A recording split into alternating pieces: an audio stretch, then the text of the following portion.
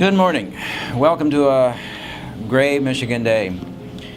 I'm an educator, and that's all you're going to know about my background. I've been educating for 27 years, and talking to other teachers over the last 10 years, we kind of come to a conclusion, at least the old fogies among us, we come to the conclusion that frankly, it's getting more difficult to educate. And it's not because the kids are more rowdy or the kids are undisciplined. That's not the issue. The issue is that there is less and less the capacity among the young to be educated.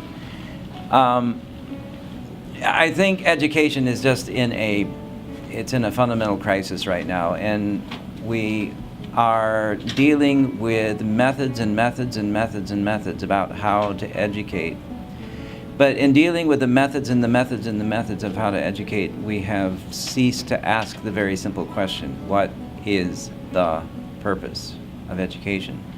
As in so many things, we just go back to the Latin root of it all. The Latin root of education, and at the root is a Latin word which means to lead, a Latin word which is related to things like the ductwork up in the ceiling, which leads. So in education, we are leading. We are leading minds, personalities, desires. We are leading all of this out. At least that's theory. But our age is being trained increasingly not to be led out, but is being trained to be drawn in. The world takes the minds of the young and says, look at this spot and get obsessed with this spot. So we have our screens galore. We have our fill-in-the-blank worksheets galore. We have our busy work galore. We're seeing spots and dots and bytes. Consequently, our minds are being, quite simply, they're being fragmented. And as the mind becomes fragmented, it loses the ability to look out. But that is what our nature is for. Our nature is for looking out. We have the five senses. The five senses are built to look out. We have our intellect. And the first movement of the intellect is to ask the question why. As you know, if you have a little 3-year-old brother or sister who's always tugging at your waist saying why, the intellect wants to know. The intellect looks out. And we have this other thing called the will, the root of desire. And all of us have these innate strong desires, the desire to be known, the desire to be famous, the desire simply to step out of our own confines. This is what human nature is. Human nature is the drive, the desire, ultimately for God Himself. Because what else could there be? What else could our nature be looking for? But as we become further and further focused in on the spots and the dots, as our worlds become smaller and smaller, contrary to the impulses of the human nature, we're losing the ability to come out of ourselves. So here we are in a classroom, and I have this strange painting behind me. And what's all this about? Well, it's about a program. So I'm an English teacher, and English teachers traditionally deal with these things called books.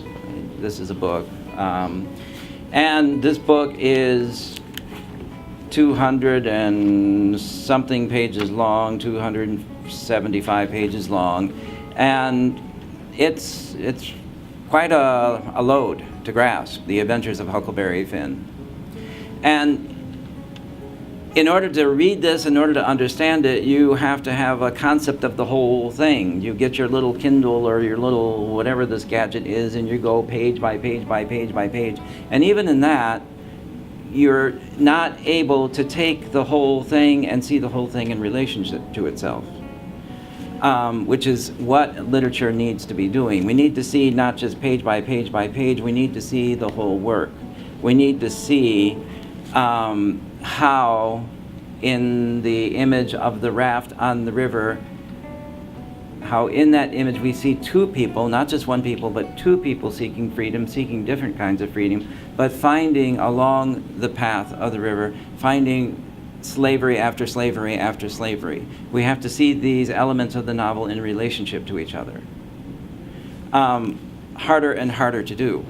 Harder and harder to do with the adventures of Huckleberry Finn, or with the tale of two cities, in which we are constantly called to see the two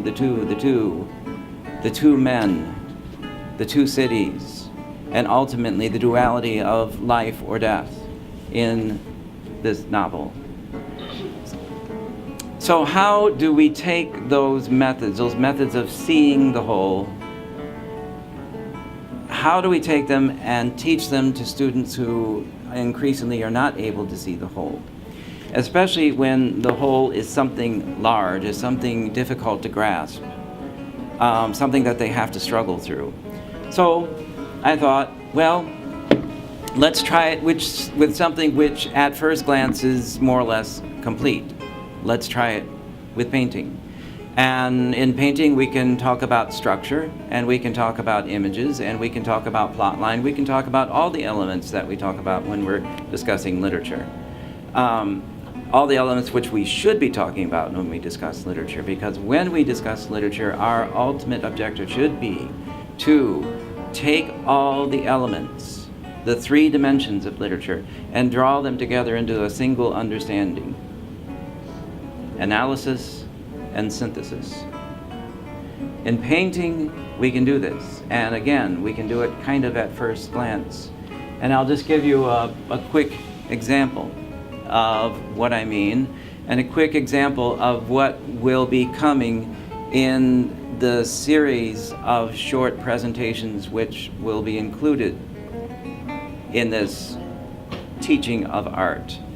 So in these short presentations we will have an artwork, and we will do a study of structure, and we will do a study of plot and images. For example, here's Saul down on the ground. We all know this story, so there's our plot line. He was on his way to persecute more Christians, to lock up more Christians, and suddenly there was some kind of revelation which knocked him to the ground. And here he is on the ground. Caravaggio has done an amazing thing here through structure and through imagery. If we look at this painting and we say, okay, I know the story, I know the plot line, we might think that we're done, as when we read Adventures of Huckleberry Finn and we get to the end and we say, okay, I've read this, I know this novel. We're just beginning. If you look at this and you say, oh yeah, I know the story, I'm done, you ain't done. You have to deal with a certain structural element here. You have to deal with the circle that Caravaggio gives us, clearly gives us with mathematical precision. The circle which winds around the chest of Saul, up around the tip of the nose, follows the arrow here, comes back down. A circle which is hovering around this point which is also in the coordinate plane at the 0, 0 point in the painting. Horizontal line, vertical line, their exact intersection is here on the hoof. Now when structure tells you that, and when structure points to an image, a central image which is the hoof, you have to deal with that. You have to ask yourself, why is the hoof the center of this painting? Consider who this man is, an Orthodox Jew, a good man who was zealous to defend what he believed. And as an Orthodox Jew, he believed the whole concept of the incarnation was impossible. How could God, omnipotent God, become man? There it is. This is what floors Saul. Saul is directly below the meaning of this hoof which is flesh, this hoof which mires itself in the dirt and in the mud. This is when Saul understands, yes, it's possible that God does become flesh. And this is the heart of his revelation. And it's attuned to that voice which he hears, why do you persecute me? And now God is in the people. Now God is in the earth. That is a flooring, or in this case, a grounding revelation for Saul. This and many more to come in our series.